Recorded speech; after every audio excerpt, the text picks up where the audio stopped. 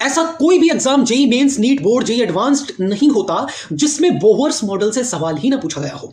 Bohr model को revise करेंगे, formulas concept को। पहली और सबसे बड़ी चीज, बोहर का मॉडल सिर्फ उन्हीं स्पीशीज के लिए वैलिड होता है जो कि सिंगल इलेक्ट्रॉन स्पीशीज होती हैं। चलिए बोहर मॉडल को रिवाइज करते हैं। सबसे पहला और सबसे इंपॉर्टेंट पोस्टुलेट बोहर का यह कहता है कि एक न्यूक्लियस, एक हाईली पॉजिटिव न्यूक्लियस के अराउंड इलेक्ट्रॉन्स मूव करते हैं in circular path.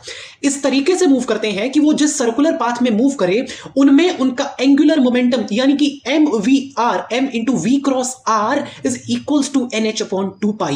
NH/2 pi. N is natural number 1, 2, 3. इसके अलावा कुछ नहीं हो सकता है। 1.1, 1.2 नहीं हो सकता है। And that actually states its quantization of angular momentum. This is important postulate जो बहुत बार पूछा जाता है। दूसरा postulate कहता है कि कोई भी इलेक्ट्रॉन किसी भी ऑर्बिट में प्रेजेंट है वो या तो एनर्जी एब्जॉर्ब करके अपने हायर ऑर्बिट में जा सकता है या फिर हायर से एनर्जी रिलीज करके लोअर में आ सकता है। That's its second postulate.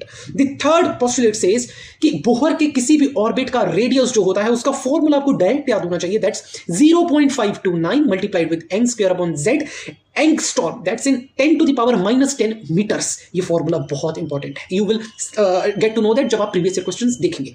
चौथा formula, that is velocity of electron moving in any orbit around the nucleus, that's equals to 2.18 into 10 to the power 6 multiplied with z, that is atomic number, divided with n, that is orbit number.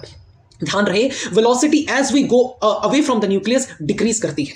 और पांचवा बहुत important formula, that is of energy, that's -13.6 multiplied with z², यानी कि atomic number का square divided with atomic orbit number का square. Orbit कौन सा है, वो उसका स्क्वायर, वो यानी कि उसके इनवर्सली प्रोपोर्शनल है, एंड दैट्स इलेक्ट्रॉन वोल्ट। जैसे जैसे हम दूर जाते हैं इलेक्ट्रॉन फ्री होता जाता है, उसकी न्यूक्लियस के साथ अट्रैक्शन कम होती जाती है। एक और इंपॉर्टेंट फॉर्मूला याद रहे, time period of revolution is directly proportional to n³ divided with z², जो कि बहुत कम कैंडिडेट्स को पता होता है। और अगर फ्रीक्वेंसी पूछ ली जाए तो z² अपॉन n³ हो जाएगा। ये आपको रिवाइज हो गया होगा। Thank you.